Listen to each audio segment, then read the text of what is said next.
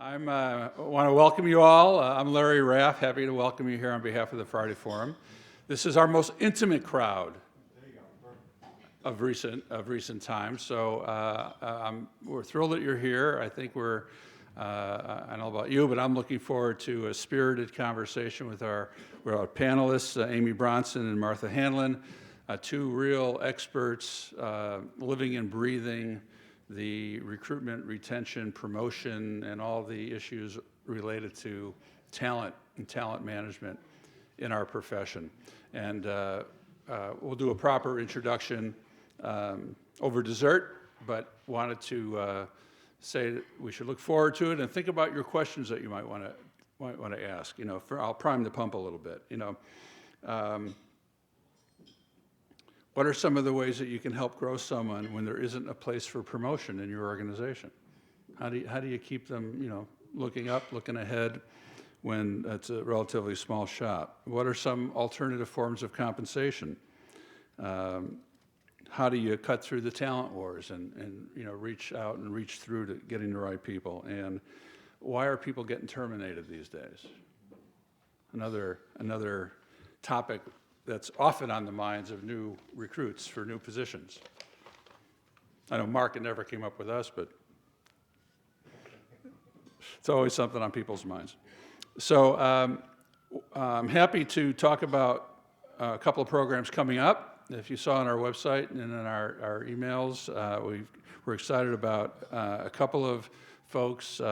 January 24th, Francis Kunrenther. Did I say that correctly? I think so. No one here knows the correct pronunciation, so that's good. She's an expert in fundraising and philanthropy issues, multi-generational. What's on the minds of millennials, for instance, retirees and so forth. Well published on the subject, joining us from New York, and that would be January 24th. And then in April 11th, Mary Beth Gassman and Nelson Bowman. These folks are coming to us, I think, from Philadelphia and from Houston to talk about differences or challenges and opportunities with different ethnic groups and philanthropy. As we all know, different ethnic groups have different philosophies around philanthropy. They exercise it differently, and those are things that we need to know about as our population diversifies more and more. So, two great programs coming up, and we're working on another program for June timeframe that we'll announce when we figure it out. Friday Forum has elected a slate of new officers, I'm happy to report, that will begin their tenure in January. And I'm happy to share with you that the incoming president will be Mark Cummings, one of the founders of the Friday Forum, a former president of the Friday Forum, and a returning president of the Friday Forum. So we're happy to have Mark ascend again to that position. Vice President Chris Mosier. Raise your hand, Chris. Okay, there's Chris.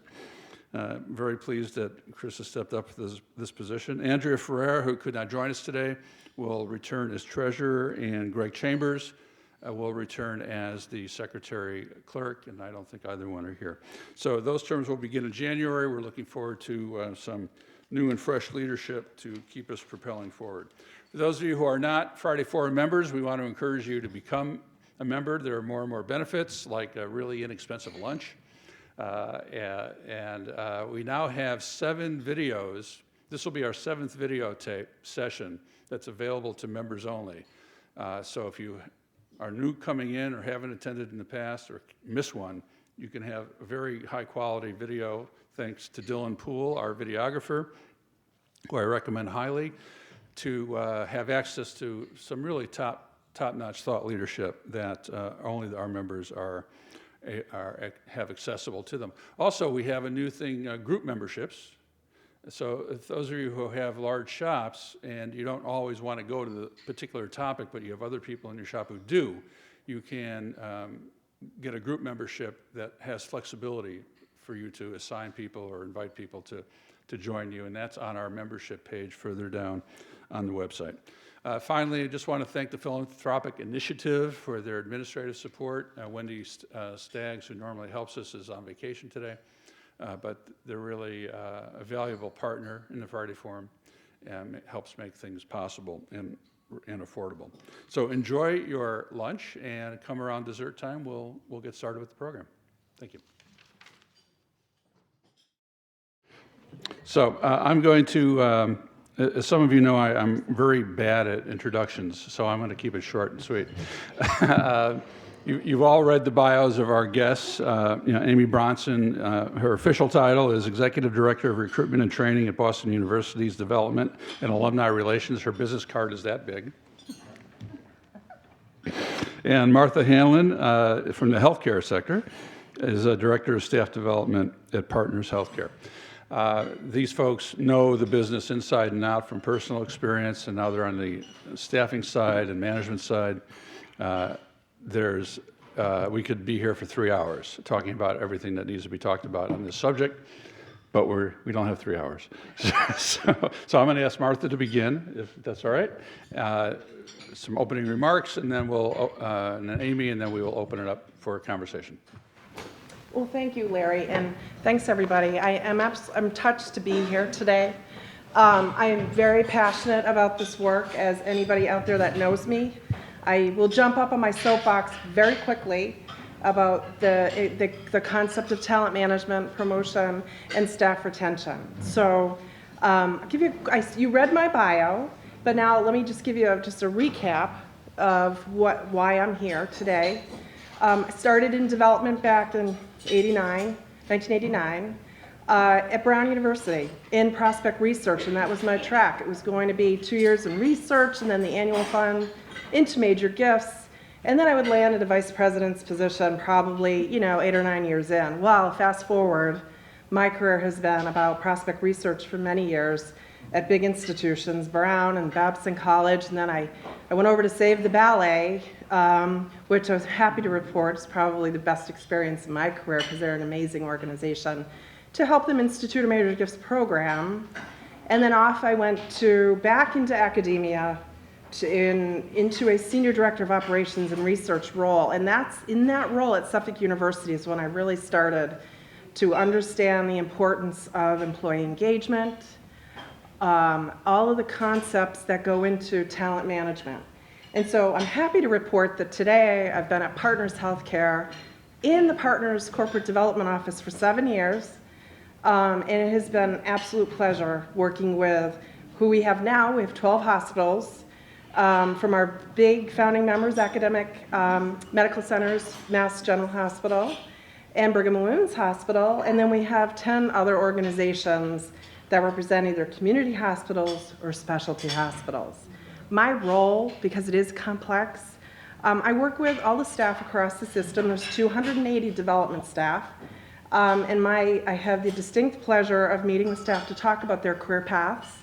The primary focus of my job is providing recruitment support at every level that I can, working in partnership with human resources, which seems to be a common theme, working with our colleagues in human resources when we talk about talent management. So that's where I'm coming from.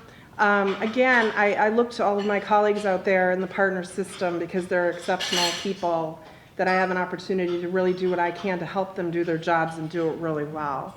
So I've learned everything that I know through them, and so I'm happy to be here to talk about the topic. See if we can muddle through. Thanks.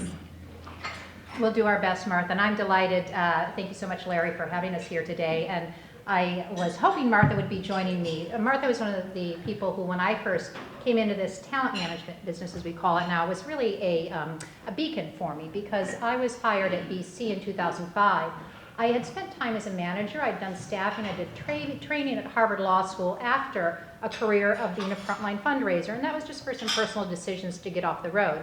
So Jim Hudson, going into this campaign, there were a few of us around the country in higher ed, and he had to hire, I think it was 65 people And he wanted somebody who had fundraised who had the other pieces. So there wasn't really the pool of the advancement talent managers. There were in the hospital world to some degree. So Martha was very helpful. And to this day, we really collaborate. And we talk about this, about how we want what's best for you. We want what's best for institutions. If I'm working, and I've worked with there's so many faces in this room, I know, if I don't have the right slot for something, I will say to Martha, with this person's permission, they're terrific. They're in plan giving. What do you think? So we really do collaborate, and we try to be thoughtful and as respectful as we can. But I love what I do, and I think part of it is I approach it as I did my fundraising, like a portfolio in many ways. And Bill Weber and I have talked a lot about that, how not just the recruiting piece, but you think about the cultivation and the stewardship.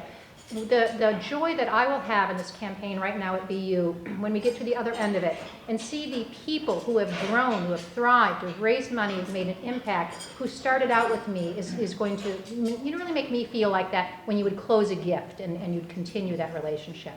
So one piece that's a little bit different with me at BU, and some of you may know I started my career with Scott Nichols. I was a staff assistant at Harvard Law.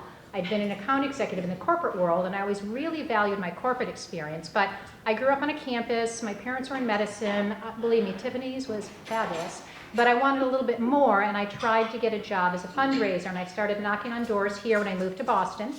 And I heard a couple pieces of advice. One was just get a job on the red line, not the green line. And anyway, I ended up. That's the good. bad old days. I was telling young staff this the other day. There was no email. You went to the office and you turned the pages and you tried to get a job. And I just wasn't getting nibbles. So I said, okay, I'll step back and take an admin role. I'd work my way up through that. And I only passed the typing test because it was like 20 degrees. I had moved from Houston, so my fingers were frozen, and I didn't make so many mistakes. But I started out really as a staff assistant at Harvard Law. It's when I met Scott Nichols.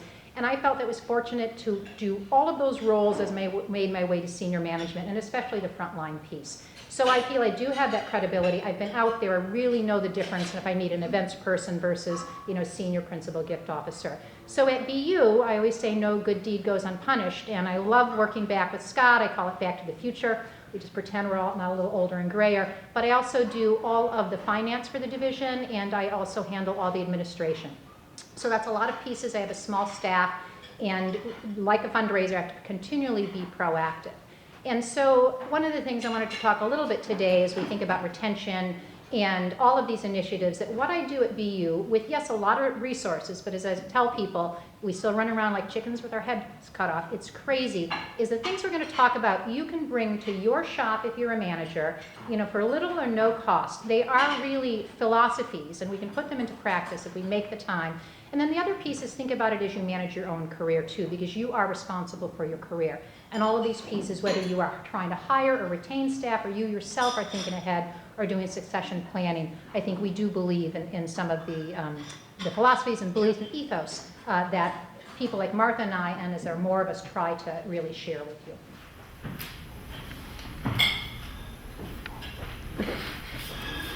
Your turn. Who has a question? An issue, burning issue. Just employee engagement.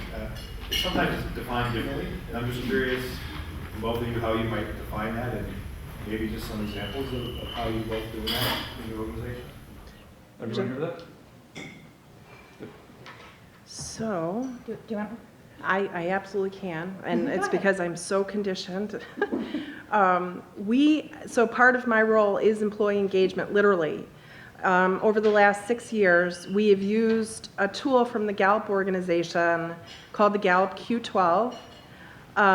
It is all about looking at four different areas of employee engagement. And employee engagement is defined as making sure that the staff are learning, constantly learning and growing, and that they're connected to the organization. And so there are four different camps. Gallup has a nice little illustration that looks like a pyramid. I call it Everest because and base camps. We've got 4 base camps. The base of the pyramid are the basic needs, like Maslow's hierarchy of needs. Do your staff have what they need to do their job? Do they have the tools? The next level, no surprise, is management. And management, we're looking at how connected are our managers with our staff? what are the working relationships? What are, you know, are the staff getting feedback on a regular basis, constructive feedback? And are the staff clear about what the expectations are for their job? The next camp up, as we hit almost to the top of Everest here, we're looking at teamwork. You know, what's the relationship between our staff on these development teams? What are the commonalities? Are there people on the team that they have similar interests, or there's some form of trusting relationship? And then at the pinnacle, we're talking about growth opportunity.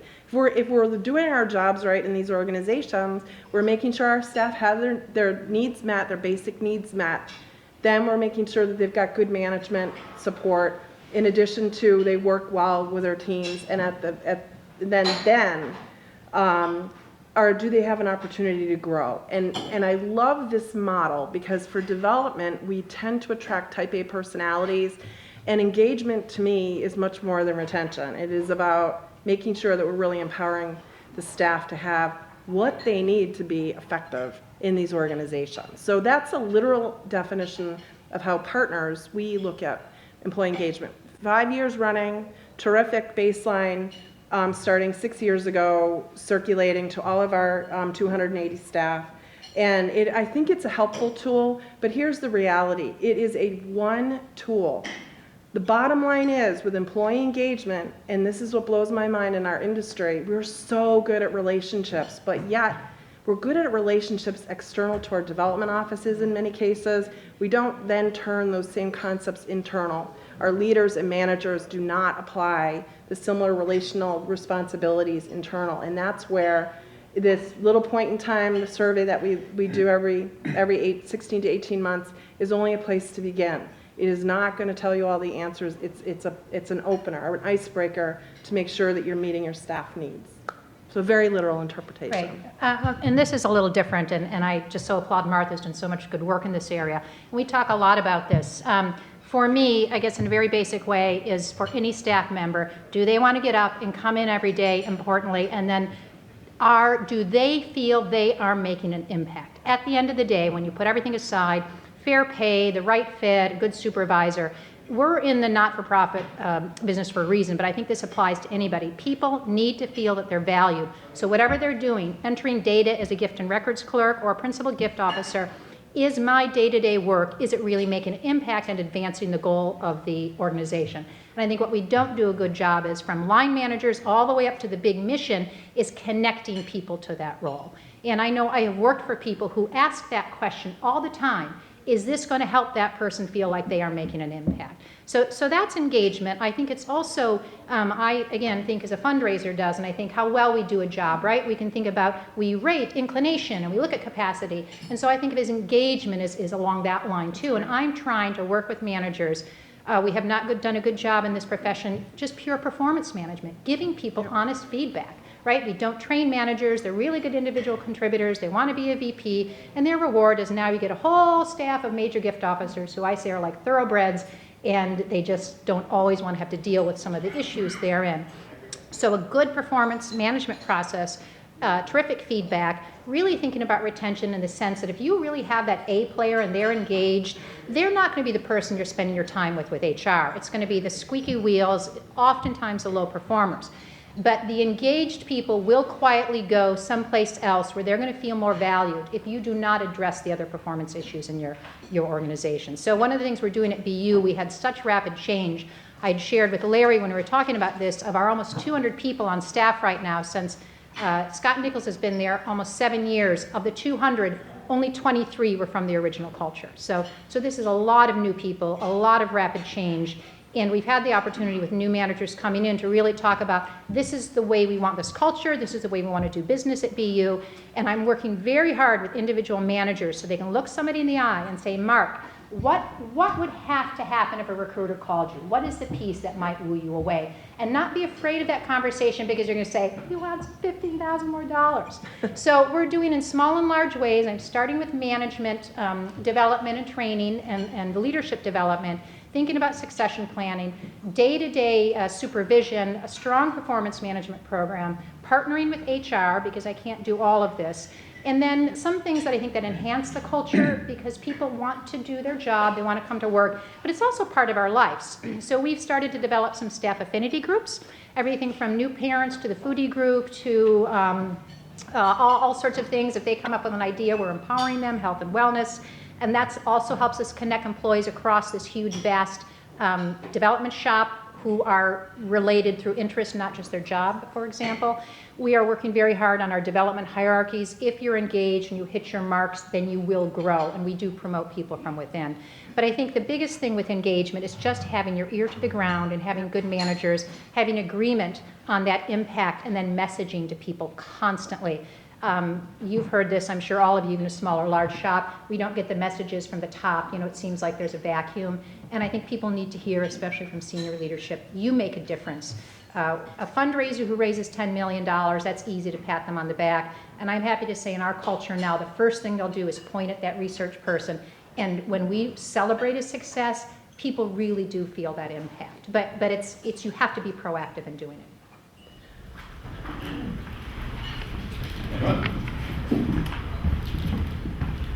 I liked your courageous comment. What would it take to dissuade you from making that move if money is an issue?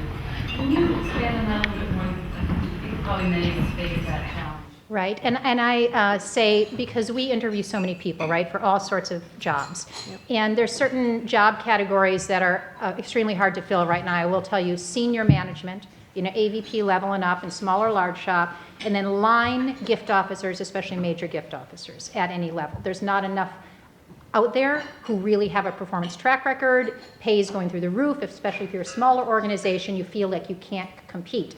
And we are asking people, I'm very transparent at BU about this is not an easy job. It isn't. So what I'm trying to do with managers, to coach in those conversations, is just like prospects, every person has that thing. My boss knows what mine is. I want to be paid fairly, take the money off the table, but I need some flexibility. I'm a single parent of 2 high school age boys, so it's a crazy world. And my flexibility, it may not be a reduced schedule, but it gives me that space in my head, so if somebody's sick or somebody's got soccer practice, I'm not feeling the stress of, oh my gosh, I'm gonna get the evil eye. So we tend to know that with our staff. We have some staff who really want to advance in their career and they want more professional development opportunities. Again, the take the money off the table conversation is hard and my staff needs to work with me. And then there's the reality of what the business needs, the division needs, and what an individual needs. So I would say any conversations around work-life integration or flexibility, many major gift officer candidates that I talk to, and I even had one person say, if I could create 9 to 3 jobs, I would fill every seat that I had. Well, we can't all do that, right? But the people that we've had those conversations with that are on something that fits their life, and it's not just parents, they're giving us 120%. And so what I'm trying to do is work not just with managers, but with the industry. If we'd all be a little bit bolder and think outside the box, I think we're going to raise more money and have happier, healthier culture. So that's one piece there. I think another is giving people, letting them cross-train, giving them different opportunities, really listening to them, and not making assumptions that events person could never be a fundraiser, giving them opportunities to grow. One idea, we haven't done it yet, I'd love to, is somebody talked about a sabbatical. It's scary to think about taking somebody offline for 5 or 6 weeks, but what if you're at an institution for 5 years, you've hit your benchmarks, you need some breathing room. Those are recognition pieces as well. So I think it's never one size fits all, and the managers have to be able to listen and I think take some risks with each staff member. The tough conversation is the compensation. We are doing some things with some bonuses. We're a little bit careful with it. It's not like the hospital world, but we're also really growing people. And again, talking about these development hierarchies and promotion, it gives people faith that if I have the performance, I will then attain this goal. And then sometimes, Liz, some people, we lost somebody recently to Columbia. She'd been there 9 years. She was amazing, and that was celebrated. And it was time for her to move on. I don't want to lose anybody in the middle of the campaign, especially a major gift officer. But for her career, she probably had been there too long anyway. And so for other staff to see that too, it helps you open that conversation as well to think about what internally can I do for you. So most managers, they don't want to have that conversation because they're afraid it's about money. And then the flexibility piece, I think a lot of shops are still, that's a very difficult conversation to have. But in a small shop, If you can offer anything that just meets the person halfway, I think they really, really appreciate it. I'll jump in and say, I love the compensation question because to me, it's a great conversation starter because it's really usually not about the money. It's really an opportunity to engage. So I love the career concept.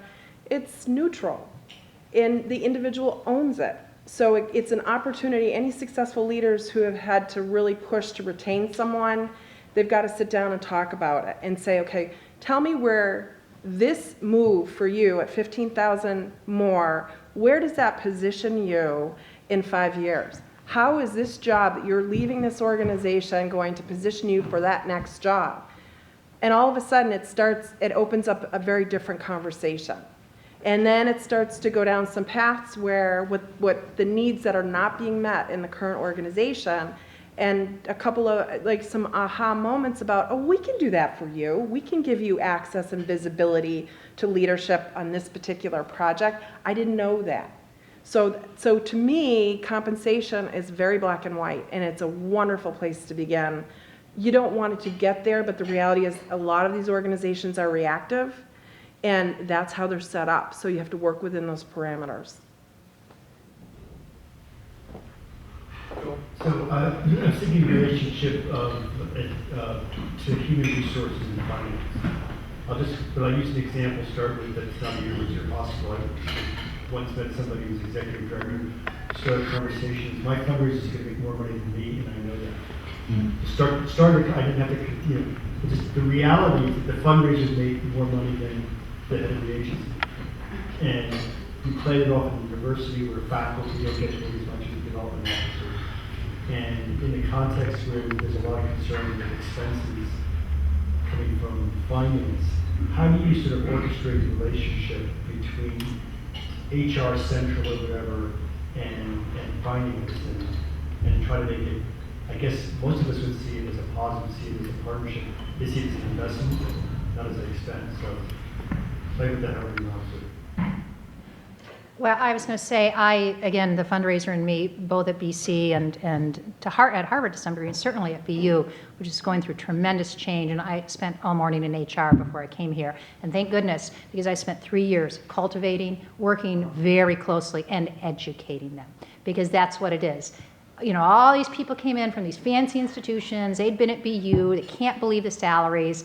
And so it was a slow process first of kind of winning them over and building that trust and then educating them. So now when I do call, and this actually happened, I had a candidate and another big IV was looking at them, and it was us, and tipping point was some of these work-life integration issues, and they worked with me, and then I make sure I go back to them and said, this happened. I give them a shout out. We have this person here now. And even the president heard on, oh, they turned on MIT. So you have to educate them once they understand, and then they also see the pain of the constant turnover. I heard once at, I think it was at BC, somebody said, oh, I'd never work for development. You always have jobs posted. It must be a horrible place to work. So having HR partner with you as we go through these searches. And I also up front tell them we are the big bad wolf. We're going to pound on your door. We're going to make you crazy. The market moves differently. We're going to ask for more. But with the compensation people, with the employee relations people, with the new heads of HR, you know, it's been a long road, and sometimes we tussle back and forth like we did this morning. But they do, it's education and understanding, and it's like I come from the sales world where it's normal that salespeople make a lot more. And I think part of it is our senior leadership from the president on down understands it and works with them as well. On the finance side, it's a little bit harder sometimes. On the budget, because now that I own the budget, believe it or not, I get those questions sometimes. Like on the T&E, and again, it's a question about educating them. An international trip for one person costs on average $10,000, but we make sure they find out that this person just came back and is talking about a $30 million gift, and if that gift closes, they're part of that process too. So it is kind of that ROI conversation, but I got to tell you, it's an old-fashioned slog of building relationships and being honest with people, and then when they have their rules and protocols, you better know what they are and follow them, because the last thing you want to be is that special, breaks all the rules all the time because they're the ones who are bringing in the money. So, And in a hospital environment, like academia, but it's loud and clear to me that our chief development officers are very respectful of all of their stakeholders across the organizations. And so the pieces that, I guess because I'm trained as a mediator, how can we bridge this communication? It truly is about making sure, just what Amy is saying, for HR, working with human resources, be respectful of their business process. They are in place to protect that organization, protect the mission of that organization. Our responsibility in development is to at least be clear about what it is they need from us to be able to then do their jobs. That's just a baseline. And any organizations that I've worked for, the chief development officer has taken the time and respect to develop that solid relationship, what Amy is referring to, with the head of human resources and the head of finance. Very smart move, because we are educators. As far as I'm concerned, fundraisers are educators. We're in the business of helping people to understand what it is that we do. And we're usually an outlier in an organization. So with that, then, we have a responsibility to make sure that we are working in partnership with our HR colleagues and other stakeholders across, I can speak to now, the partner system. It isn't easy, but boy, oh boy, when you're trying to get something done, if you're trying to recruit someone, you don't want to lose them, it's like pushing water uphill. And I know that resonates with everybody in this room. But it is a process, and we have at Partners, we have a Strategic Talent Management Advisory Council. We have a core group of about 8 people who are on development, leaders in development across the system. This is a primary issue right now that we are addressing because of the amount of time that staff are being taken offline to try and recruit, especially at the entry level, because the volume is so high with turnover. So you can see that there's, and human resources sitting there looking at us going, what is the deal? So we are in the midst of working on developing some guidelines around what is the bare minimum that our development offices need to do to make sure that our HR colleagues have what they need consistently to be able to then move forward. It's a process. It's a great question, Bill, and it's a hot one right now for many of the organizations in the partner Does system. anybody else have thoughts on this? Does HR see finance progress they've made or concerns? Yeah, I was going to mention boards, though, because I think in smaller shops, it's often the boards. If you're hiring a chief advancement officer, it's a shop or 2 or 3 people, and the salaries are huge. I never miss an opportunity to do a compensation survey with my HR partners, even though it's a lot of work, and then we share the data, because I think what they'll expect is this person coming in, okay, we understand we have to pay them this amount, but then they want the miracle worker. And again, it's an education process. And so many people land on my doorstep who feel like they just, I came there, I have this track record, I'm really good, and they don't understand that this is going to take 1.5 years or 2 years or whatever it is. They want the big gifts right up front, because guess what? I did that for 7 years at Harvard, but I didn't do it the first day. So it's that education process as well, and it goes back to what I think is a climate of, it's ROI now, a lot of the times, and in a small shop, that's so important, when you're on a more stringent budget. But I don't know what some of you, what your experience has been, but I think there's, especially at the highest salary levels, I've never seen so much pressure. We're dealing a lot with, I'm just going to call it stress, anxiety, expectations. You had mentioned, Larry, the termination piece. I've never seen so many fundraisers losing their jobs, and again, in the process with HR, because they haven't hit their numbers. And it never used to happen. I used to give a talk like this, and I'd always have a question. I've got the frontline officer, they haven't raised money, everybody loves them, the prospects love them, but they never close a gift. I'm not seeing that. I mean, not just in the big shops, right? There's real accountability now because of these investments we're making. And when I'm speaking, I do a lot of presenting to individuals who would like to come into the industry.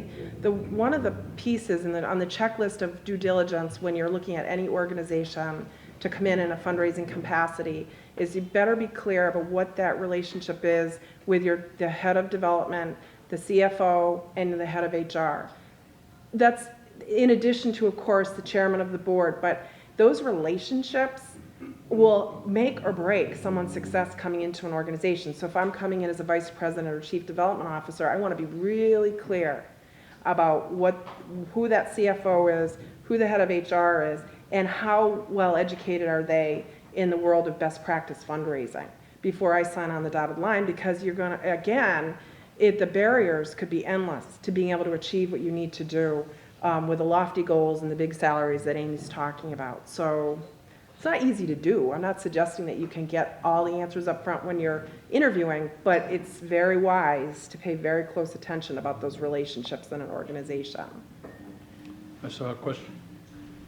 One of the things that you touched on, and that we're spending some time talking about now is this notion of an individual contributor in terms of retaining, that person who doesn't, they're a great fundraiser, but they aren't so much, on the management side.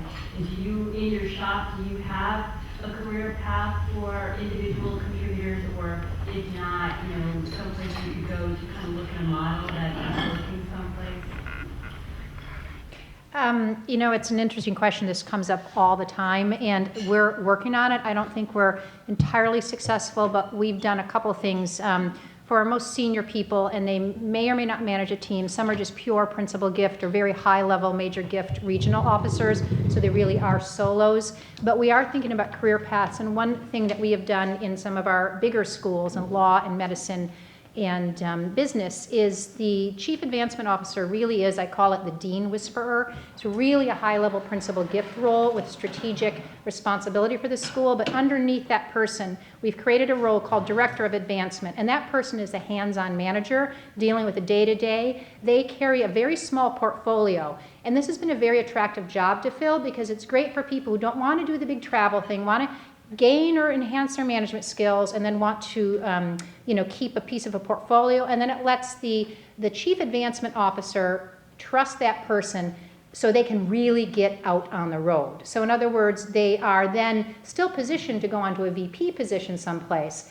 And I don't want to say it's a place to hide if you're not a good manager, but how we created the position is because we had somebody in that role who really just was struggling with a management issue, and we had to figure out what to do, and he had success in some other areas. So I think we need to do more. A lot of people, I find, I've talked to a lot of VPs actually recently who are coming off that job, and they're like, okay, I can be a consultant, or I can go back into the principal gift world, and a lot of them are finding great joy. But there's not enough of those jobs. They're so niche, right? They're so competitive, and they're hard to find and hard to fill.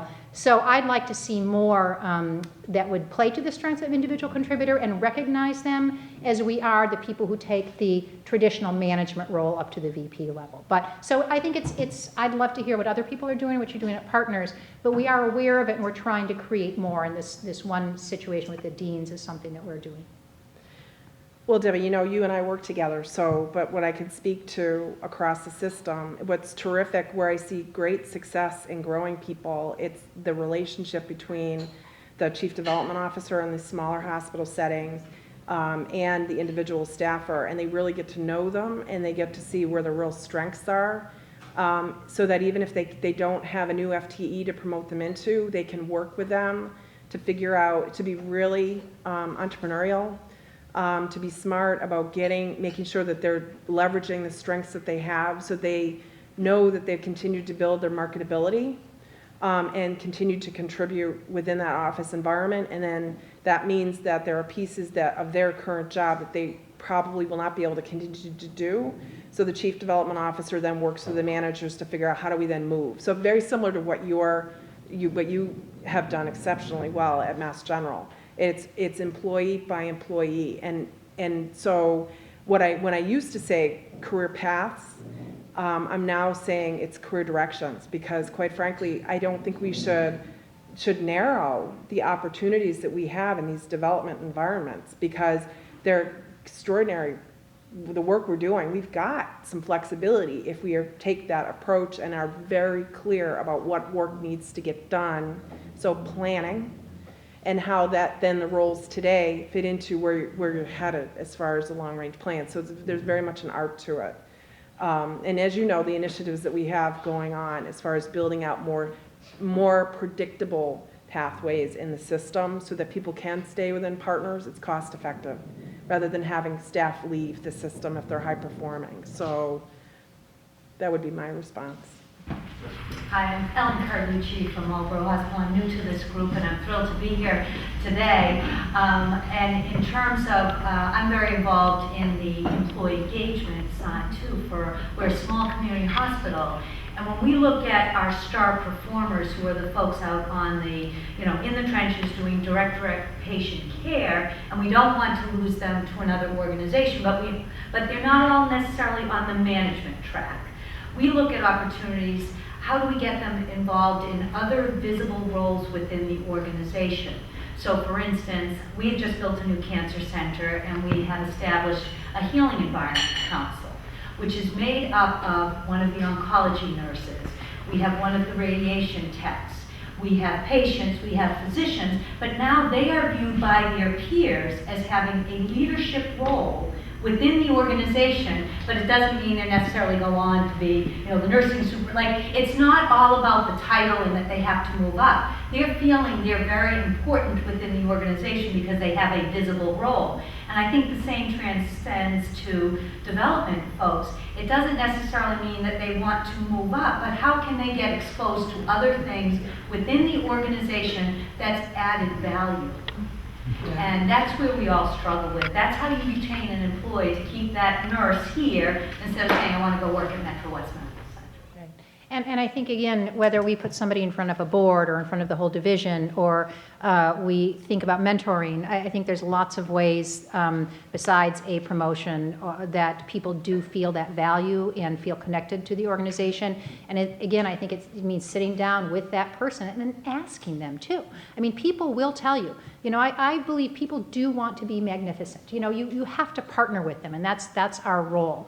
And I think, usually you can come to some place, and then, again, you've got to do your check-ins. I think one of the mistakes we make with the stars is, I say it's like the kid with the bad and the good report where, check him off, thank God he's fine, and this one's making me crazy. But you have to have a strategic, proactive plan for those people.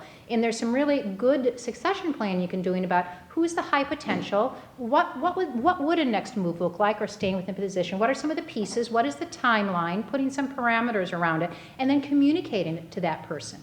And I think that that's really powerful for them. And then you combine it with that looking them in the eye. What would it take if Bill Weber was going to call, what's a piece that you would leave here for? And usually they will tell you. And usually it's not money. Or if it is, then you can start that conversation as well.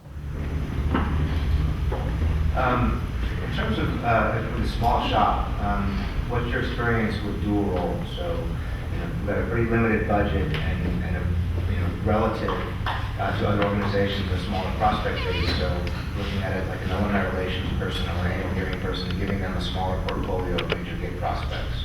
How have you seen that work? Do you think that it's, I just would like to get your feedback on that. So here's where I might get a little preachy. We can only do so much in a small shop. And this is, in my mind, the responsibility of our leader, our development leader, to say, let's get real here. Back to planning, where are we headed? What condition are we in today? Where does that fit within where we're headed? So that you're being very clear about what that role is for that individual. It is too easy to brush off this exceptional employee who's doing everything for everyone, and you're watching them kind of implode. And it's the responsibility lies in being very clear about what that role is. How do you define that role? This stems back into what I think we're all experiencing today. Younger generations coming in with a very clear expectation of transparency in the workplace, and I don't blame them. And it's pushing, my observation is it's pushing us to get responsible for years of overachievers that just keep doing. And now we've got generations coming in that are like, hey, wait a minute. I want to know exactly what I am to be doing, and then I want to know when I'm going to get promoted for doing that. And I get it. It's a little cheeky, but I get it. So, but the onus is on our leaders and managers. If you don't know how to do it, then you need to bring somebody in that can sit down and break out the roles that you have, and how does that work on a case-by-case basis, build you towards hitting that goal. And that goes back to planning, which I found mixed reviews in my experience in this industry about how good we are at strategic planning. It's, I think it's an area that we need improvement in. And I think we have to start now, because otherwise it's going to get harder and harder to retain someone who's exceptional doing so many things if we can't incrementally build that person towards growing and not just wear them out and so they leave. It's interesting though, because you look at it's also an opportunity, because in a small shop, you only have X amount of bodies, right? And you still have to get things done. And, you know, I know in a smaller shop when I was a frontline officer and I was doing the annual dinner, and I was doing, you know, and I found out through that experience, I liked the frontline work more, and I did some other pieces. So I think it's if you have the activities that need to be done and only so many staff really thinking thoughtfully about how you're assigning. I mean, my boss still comes to me. I ended up with administration and finance, and I joked about finance. I said, it is like the fox watching the chickens, you do know, with the salaries. But that's because he eliminated position, fine. And he came to me the other day and said, we really have to give you back out on the road. He said to Martha, I think I have 2,500 unanswered emails in my inbox. It's like, someday I will. So part of it is educating too, and assuming you're not going to get another pair of hands and you've used your volunteers or you have an intern. And even for us, bringing on an intern is fraught with all sorts of things that's difficult. You know, it's sometimes easier just to get the student and do the filing. So making sure if you are divvying up that you're playing to their strengths, and then maybe on a trial, like I know in our shops, let's say a small school like School of Theology, there's a chief advancement officer, and then there's the development associate who does it all, right? They have to do the events, they have to do alumni relations, they have to answer the phone. And sometimes if they express interest in getting a piece of portfolio, that's fabulous, and they can grow in that direction. It gives them a track record, so if they want to grow at BU or another place. So you have to look at it both ways, but just make sure what is on the plate. I don't know if it's ever really manageable, but I do see a lot of small shop people. They are burnt out. And then others did value the experience because it afforded them the opportunity to do something different. And again, we are big and we specialize, but it's still, I find small shop people keep so many balls in the air. They get it, and then they come to a place and they see the resources and they're just happy campers in so many ways. But I also see the strain, I think, sometimes. And again, we are most successful in areas where we have that natural affinity, where our comfort level is. Can you talk a little bit about staff recognition programs? You have one, including, you mentioned bonus programs. Certainly, and I would say since my 3 years at BU, I'm still doing some work on a recognition program. I did something very small recently, and it seems small, but you can all do it. It's called a manager's, I think we call it a retention toolkit. It's just a nice little BU bag. I bought some pretty good books about coaching and performance and getting the best out of your staff. I put inside a lovely folder, and I had a whole bunch of coupons, little things like sleep in, take a longer lunch, take a day off, floating holiday, thank you notes 101, the little everyday things that managers can do that they forget to do. And then I'm going to kind of round and nag everybody. Are you using your coupons? Did you write a note? And I'm getting feedback. People kind of like it. It's a little cheesy. I mean, but that's something that we can all do. It's easy. But recognition, the big piece is career path promotion, certainly, exposure to senior leadership, making sure that's all transparent.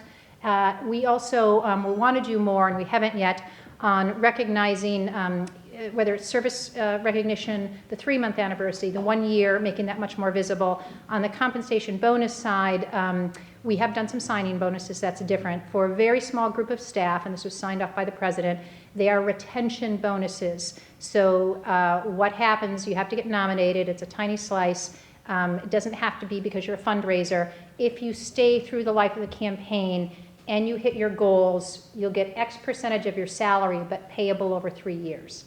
So it behooves a person to stay. It only works, and I fought hard for this, if you're at the compensation level you need to be at, because it's based on your salary. So what it's doing is mitigating against, I can go across the river and make another 20%. But again, we should be having that conversation anyway. And I think the most powerful piece of recognition does come from your boss, from the day-to-day, and from senior leadership. My boss will come around and say, he will walk around and go put in a good word or send an email and put a thoughtful note. And then again, I think giving people honest feedback and giving them a clear career path. But again, the thank you toolkit, again, to me, it's a no-brainer. People were so delighted just because it makes it easier for them to do the small things with especially your best performers you should be doing. I know Partners probably is a little bit more formal as far as recognition, but.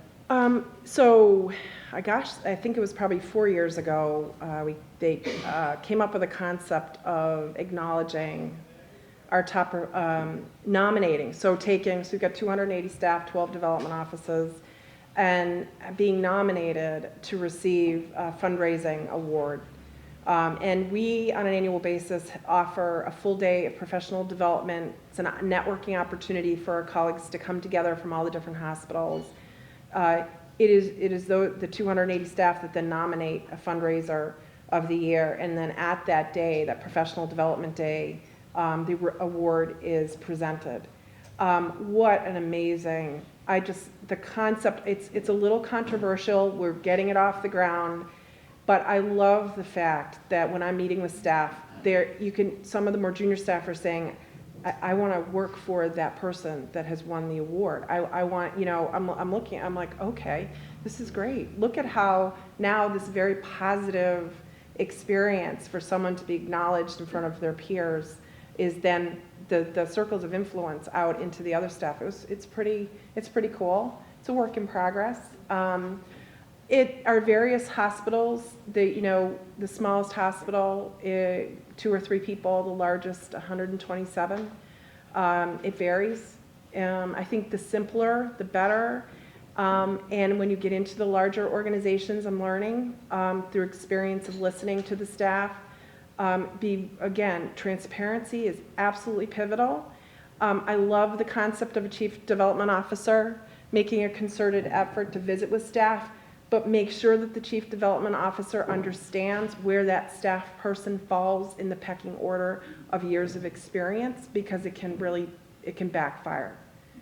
Because if they're hearing the same interaction with someone who's 2 years in the business versus 30 years, it can really work against what the whole concept of recognition is about. So we're getting back to the real basics here of relationships, any form of recognition, and I've learned that the simpler, the better. Right, and Scott would call it a cheap trick, but we do lots of TGIFs, go home early on Thanksgiving.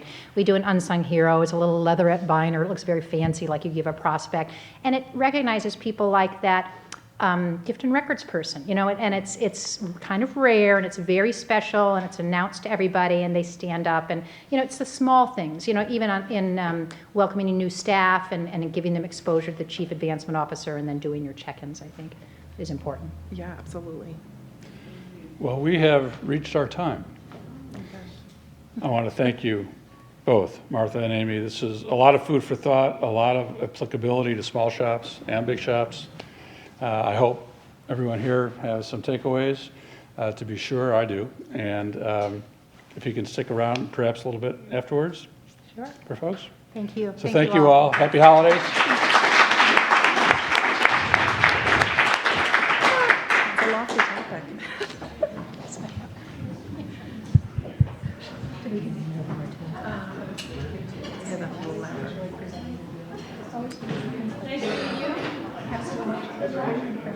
Share too, like your heart.